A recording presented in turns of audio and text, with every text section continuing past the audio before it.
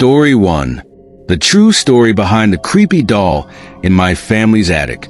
Imagine walking into an attic full of dusty boxes, creaking floorboards, and a feeling you can't shake, like someone is watching you. Now picture finding an old doll, its glass eyes cloudy, its face cracked, and an aura so unsettling you can feel it in your chest. What would you do? Would you leave it alone or dive into its history, no matter where it might lead? Drop your thoughts in the comments below. Share your own creepy experiences, or tell me what you'd like me to uncover next. When I was 9 years old, my family moved into a house that had been built in the early 1900s. It wasn't a mansion or anything grand, just a large, creaky house with plenty of places for a kid to explore. The attic was the last place I dared to venture. My parents kept it locked most of the time, saying it was full of junk. But one rainy afternoon, curiosity got the better of me. I found the key in the kitchen drawer, hidden under old receipts.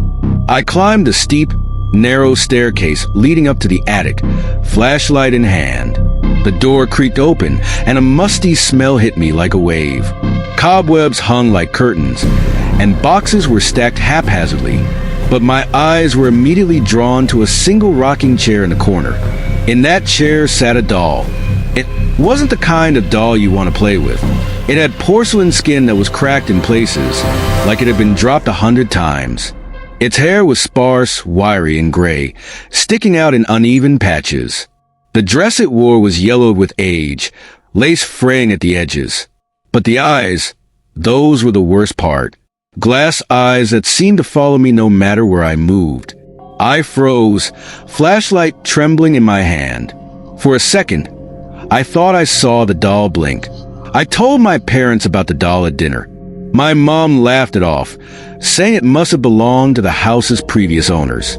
My dad shrugged, saying, "It's just a doll, kiddo. Don't overthink it." But that night, I couldn't sleep. Every time I closed my eyes, I saw its cracked face and those glassy eyes staring into me. The next day, I decided to face it again. This time, I brought my best friend Lizzie. She was braver than me and loved anything spooky.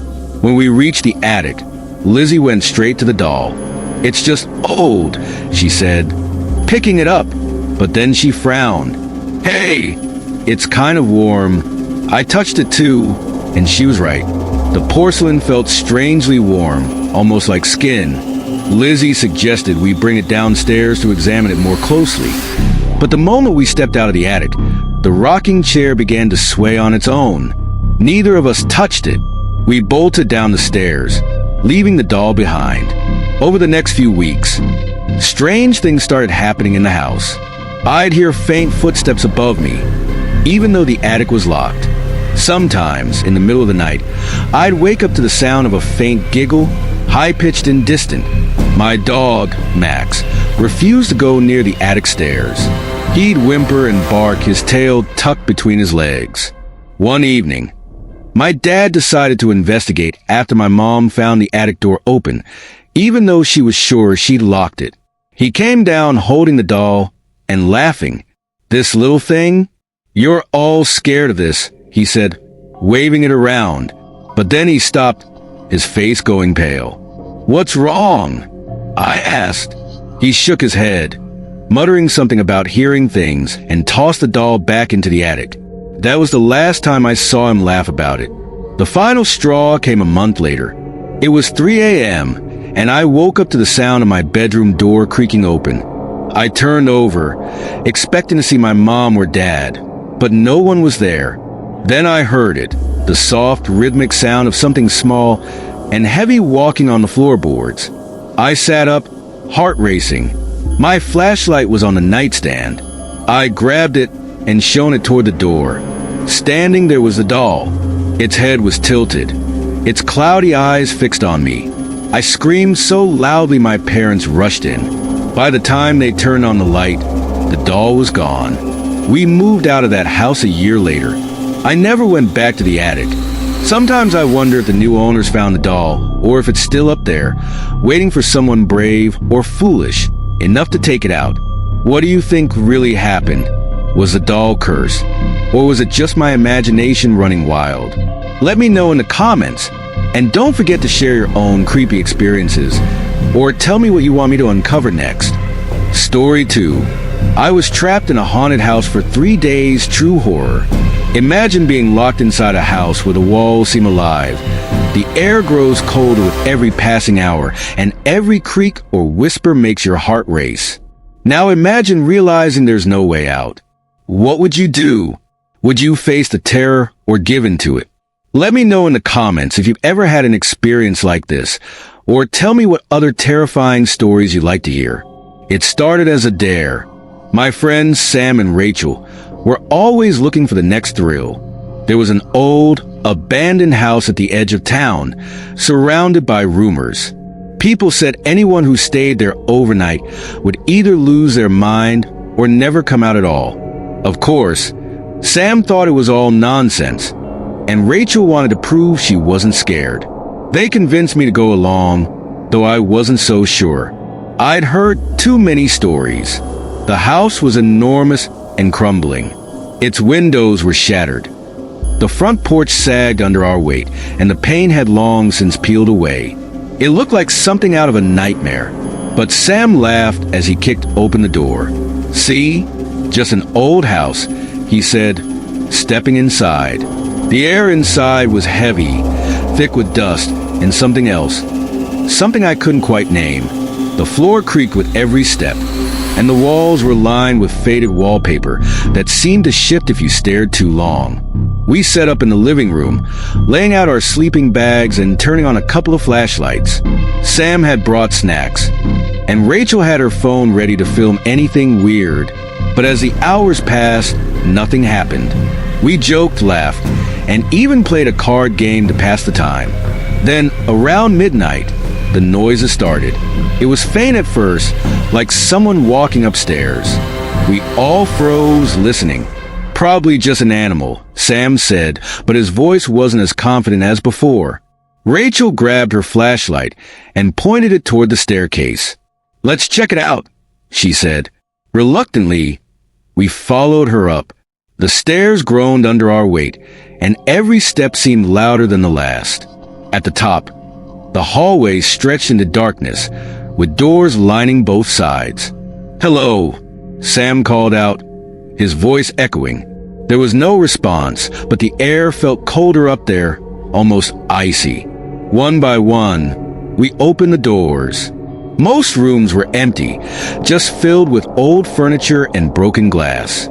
But the last door at the end of the hall was different. It was locked. "Maybe it's just stuck," Sam said, leaning his weight against it. But as soon as he touched the doorknob, it began to rattle on its own. We all jumped back, staring at the door as it shook violently. "Let's go back downstairs," I whispered, my voice trembling. We hurried down, slamming the door behind us. But the strange noises didn't stop. Now it sounded like whispers, faint and unintelligible, coming from all around us. Rachel's flashlight flickered and she cursed, shaking it. "Let's just leave," I said. But when we got to the front door, it wouldn't open. Sam yanked on the handle, but it wouldn't budge. We tried the windows next, but they were all sealed shut, as if welded in place. Panic started to set in. "We're stuck," Rachel said, her voice shaking. The whispers grew louder, and now they seemed to be coming from inside the walls. Sam grabbed a chair and tried smashing one of the windows, but the glass didn't even crack. It was like hitting solid steel. The night dragged on. None of us could sleep, not with the sound surrounding us. Sometimes it was whispers, sometimes footsteps, and sometimes a low, guttural moan that made my skin crawl. By the next morning, we were exhausted and terrified. The house was freezing, our breath visible in the air. Sam tried calling for help, but his phone had no signal. Rachel's phone, which had been fully charged, was now completely dead. We decided to explore the house again, hoping to find another way out. But as we moved through the rooms, things got stranger. The layout seemed to change. Hallways that had been there the night before were gone, replaced by walls. Doors led to different rooms than before. It's like the house is alive, Rachel said, her voice barely a whisper. We ended up back in the living room, sitting in silence. The whispers were louder now, almost deafening. And then, out of nowhere, the lights turned on. It wasn't a warm, comforting light. It was cold, almost bluish, casting eerie shadows on the walls. And in that light, we saw them. Figures moving in the corners of the room, just out of reach of the light. Sam grabbed a piece of wood from the broken furniture, holding it like a weapon. "Stay back," he yelled, though I wasn't sure if he was yelling at the figures or the house itself. The figures didn't come closer. They just stood there, watching. Then the whispers stopped, replaced by a single voice. "Leave. We're trying." Rachel screamed. The voice laughed, a deep, chilling sound that made my heart stop. "You can't." For the next 2 days, we were trapped. The house wouldn't let us leave, no matter how hard we tried. The whispers never stopped, and the figures grew bolder, standing closer to us each time we turned around. By the 3rd day, we were desperate. None of us had eaten, and the cold was unbearable. Sam decided to try the locked door upstairs again, convinced it held the key to our escape.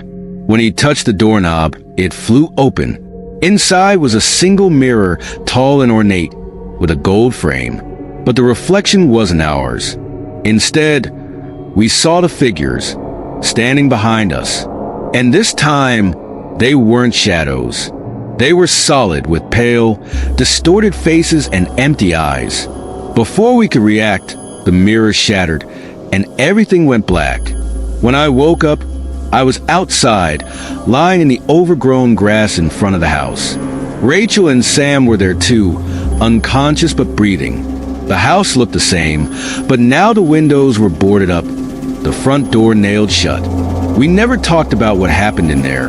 None of us could explain it, and honestly, I don't think we wanted to. But sometimes, late at night, I still hear the whispers. What do you think really happened in that house? Could it be something supernatural, or is there another explanation? Let me know your thoughts, and if you've ever had an experience like this, share it below. And of course, tell me what other stories you'd like to hear. Story 3. The real-life exorcism that changed everything. True scary story. What would you do if someone you loved suddenly changed? If their voice, their face, even their very soul no longer felt like their own? Would you stay by their side? Or would the fear drive you away? This story isn't just about possession. It's about faith, fear, and the lengths we go to save the people we love. Tell me in the comments if you believe in the supernatural.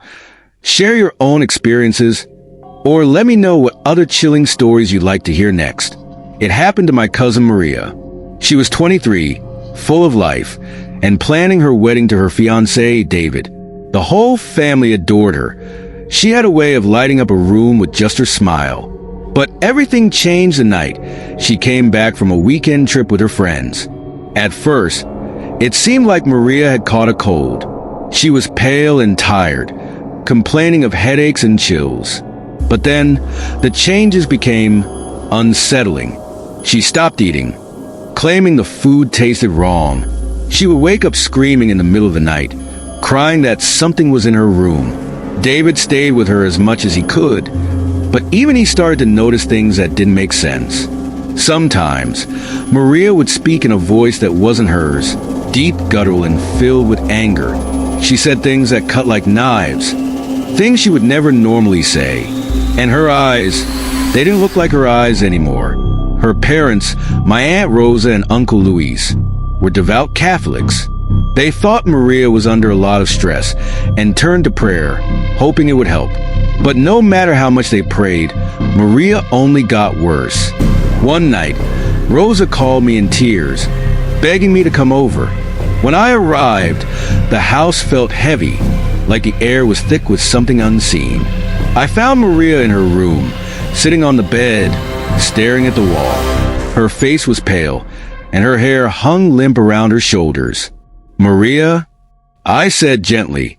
She turned to me, and I swear I'll never forget the look in her eyes. They were black, not just dark, but completely void of light. She smiled, but it wasn't her smile. It was cold, almost mocking. "She's not here right now," she said in that same deep, unnatural voice. I stumbled back, my heart racing. Rosa pulled me out of the room, her hands trembling. "We've called Father Gabriel," she whispered. "He's coming tomorrow." Father Gabriel was an old priest who had served in our parish for decades. He was known for his calm demeanor and unwavering faith. When he arrived the next morning, he brought with him a Bible, a crucifix, and holy water. Maria was sitting in the living room when he entered. The moment she saw him, she started to laugh, a low, guttural sound that sent chills down my spine. "You think you can help her?" she said, her voice distorted. "She's mine." Father Gabriel didn't flinch. He simply opened his Bible and began to pray. But as he read, Maria's body began to convulse. She screamed, her voice echoing through the house. Objects around the room started to shake. A vase fell off the table. A picture frame shattered on the floor. Rosa and Luis held on to each other, tears streaming down their faces. I stood frozen, unsure of what to do. Father Gabriel continued, his voice steady. He sprinkled holy water on Maria, and she let out a blood-curdling scream. "Stop it!" she shrieked, her voice layered with something inhuman. The exorcism lasted for hours. At times, Maria would thrash so violently that it took both David and Luis to hold her down. Her voice changed constantly. Sometimes it was a child's. Other times it was a growl, so deep it didn't sound like it could come from a human throat. At one point, she looked directly at me and started to laugh. "You're next," she said, her eyes locking onto mine. I felt a chill run down my spine and had to look away. Father Gabriel's prayers grew louder, more forceful. He commanded the entity to leave in the name of God. Maria's screams grew louder too, until they were almost unbearable. And then, suddenly, everything stopped. Maria went limp, her body collapsing onto the couch. The room was silent, except for our heavy breathing. Father Gabriel leaned over her, his hand trembling as he placed a crucifix on her forehead. "She's free," he said softly. Maria opened her eyes. They were no longer black, but filled with tears. "What happened?" she whispered. Rosa and Luis rushed to her, holding her as if they'd never let go. I felt tears streaming down my own face, relief washing over me like a wave. But as we helped Maria to her room, something caught my eye. The mirror on the wall had cracked, a single jagged line running down its center. And for a brief moment, I thought I saw something move in the reflection, something dark and shadowy. We never spoke of it again, not in detail. Maria recovered slowly, though she didn't remember much of what happened. She and David eventually got married, and life seemed to return to normal. But sometimes, late at night, I think about the way she looked at me during the exorcism, about the thing that spoke through her and what it said. "You're next." I haven't told anyone, but strange things have started happening around me. Doors creaking open, lights flickering, shadows that don't quite match their source.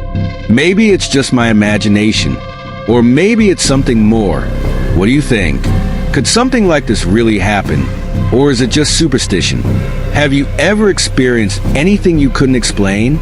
Let me know in the comments, and tell me what other stories you'd like me to share. Story 4. I encountered a skinwalker in the desert, real horror experience. Imagine driving through the vast emptiness of the desert at night. The stars above you stretch forever, but the darkness surrounding you feels alive. Then you see something, a figure watching you from the side of the road.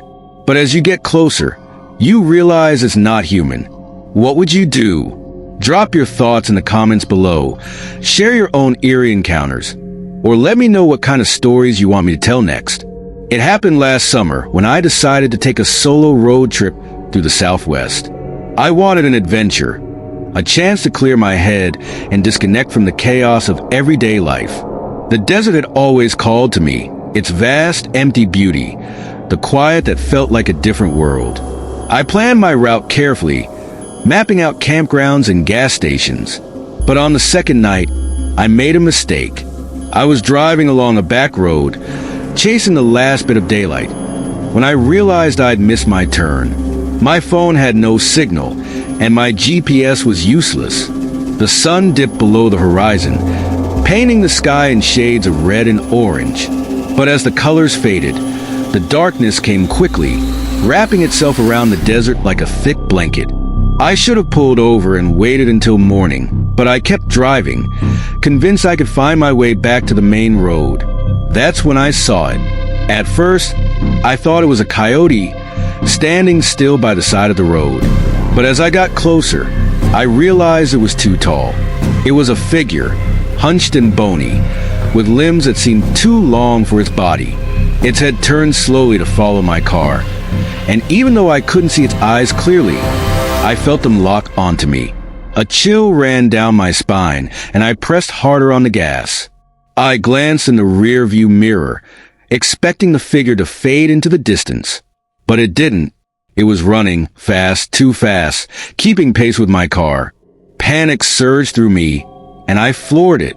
My car sped down the empty road, tires kicking up dust, but no matter how fast I went, the thing stayed close. Its movements were unnatural, jerky, like it didn't quite understand how to use its limbs. Then it stopped. I kept driving, my hands gripping the wheels so tightly they hurt. I told myself I'd imagined it, that the dark was playing tricks on me, but deep down, I knew that wasn't true. I didn't stop until I saw the glow of a gas station in the distance. It was small, just a single pump and a convenience store, but it felt like a beacon of safety. I pulled in, my heart still racing, and stumbled out of the car. The clerk inside was a middle-aged man with a weathered face and a kind smile. "Long night?" he asked, as I grabbed a bottle of water from the cooler. "You have no idea," I said, my voice shaky. When I described what I'd seen, his smile faded. He leaned closer, lowering his voice. "You said you were driving alone out there?" I nodded. He sighed, glancing around as if making sure no one else was listening. "You're lucky you made it here. People around here. We don't talk about it much, but you shouldn't be out in the desert at night. There's things out there. Things that can't be explained." "Like what?" I asked, though part of me didn't want to know. He hesitated before answering. "Skinwalkers. They're something from Navajo stories. Witches, shapeshifters. They can take the form of animals or people, but they're not human and they're not friendly." I wanted to laugh, to brush it off as superstition, but I couldn't forget the way that thing had looked at me, the way it had moved. "Just be careful," he said, "and whatever you do, don't talk to it. Don't let it follow you." I nodded and got back in my car, but his warning stayed with me. I drove for another hour, stopping at a small campsite. I parked under a cluster of trees and climbed into the back seat, locking the doors. I was too tired to keep driving, but sleep didn't come easily. The wind howled outside, and every rustle of leaves made me jump. I told myself it was just the wind, just the sounds of the desert. But then I heard it, a faint knock on the window. My heart stopped. Slowly, I turned my head. There was nothing there. The knock came again, louder this time. I scrambled for my flashlight, my hands shaking as I turned it on and shone it toward the window. The beam of light landed on a face. It was human, but wrong. The skin was too pale, stretched too tightly over its bones. The eyes were sunken, dark, and empty. It pressed its hand against the glass, its fingers long and clawed. "Let me in," it said, its voice a low, guttural whisper. I couldn't move. I couldn't breathe. "Let me in," it repeated, louder this time. I shook my head, tears streaming down my face. "Go away," I whispered. The thing snarled, its lips curling back to reveal sharp, yellowed teeth. Then, with one final knock, it disappeared into the darkness. I didn't sleep that night. I stayed awake, clutching my flashlight like a weapon, jumping at every sound. When the sun finally rose, I drove away as fast as I could, not stopping until I reached the next town. I told myself I'd imagined it, that it was just the desert playing tricks on my mind. But even now, months later, I can still hear its voice echoing in my head.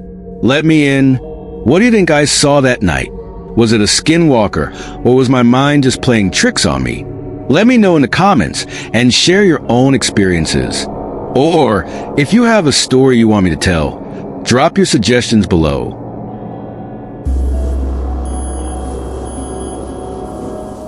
Story 5. The haunted graveyard where I saw a ghost. True scary encounter. What would you do if you came face to face with a ghost? Would you freeze, run, or try to communicate? This story takes you to a haunted graveyard where I experienced something I still can't explain. Let me know in the comments if you believe in ghosts, share your own spooky encounters, or tell me what stories you'd like me to dive into next. It was my best friend Emma who came up with the idea. We were bored one Saturday night, looking for something to do that wasn't the usual movie or hangout spot. She'd heard about an old graveyard on the edge of town, a place steeped in creepy legends. People say it's haunted, she said, grinning. Some even claim to have seen a woman in white walking among the tombstones. I wasn't thrilled about the idea, but Emma had a way of convincing me to do things I'd normally avoid. By the time we picked up our friend Alex, it was already past 9. The three of us piled into Emma's car and drove out to the graveyard, the road growing darker and emptier the farther we went. The graveyard was old, forgotten by most people in town. Overgrown weeds crept along the iron fence, and the gate creaked loudly as we pushed it open. The air was heavy, the kind of quiet that felt unnatural. Emma was all confidence, her flashlight cutting through the darkness as she led the way. Alex, always the skeptic, cracked jokes to keep the mood light. I stayed close to them, my heart pounding as we wandered deeper into the graveyard.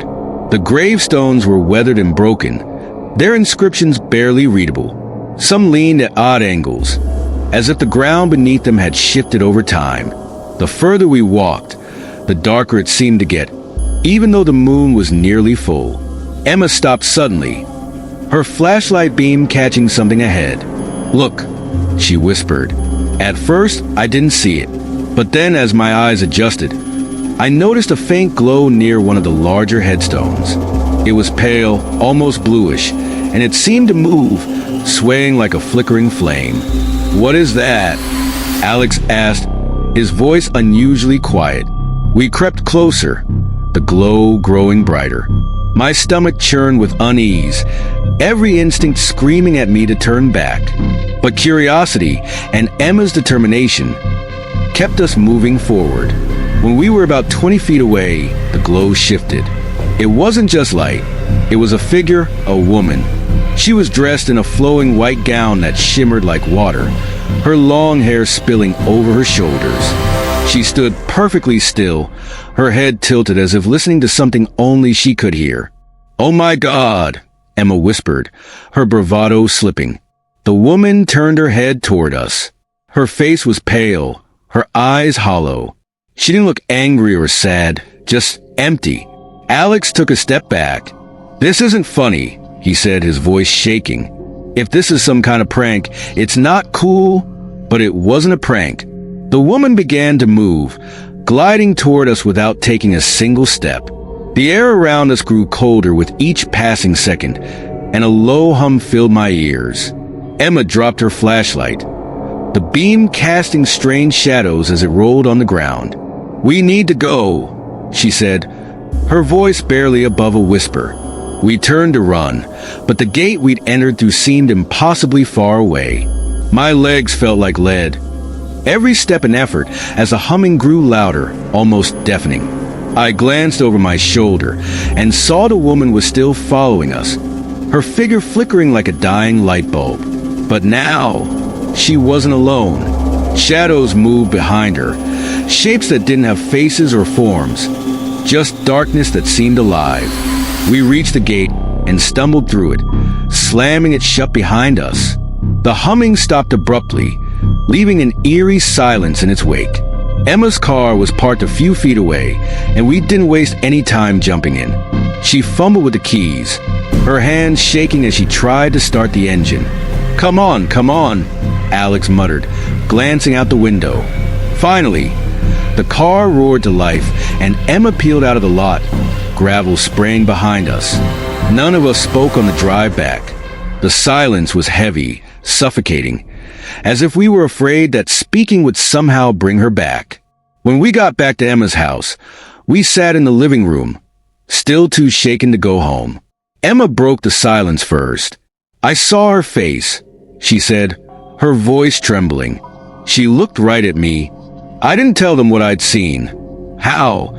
Just before we'd made it to the gate, the woman had stopped and raised her hand. She'd pointed directly at me, her hollow eyes locking onto mine. For weeks after that night, strange things happened. I'd wake up to the sound of footsteps in my house. Even though I lived alone, objects would move on their own, doors creaking open without reason.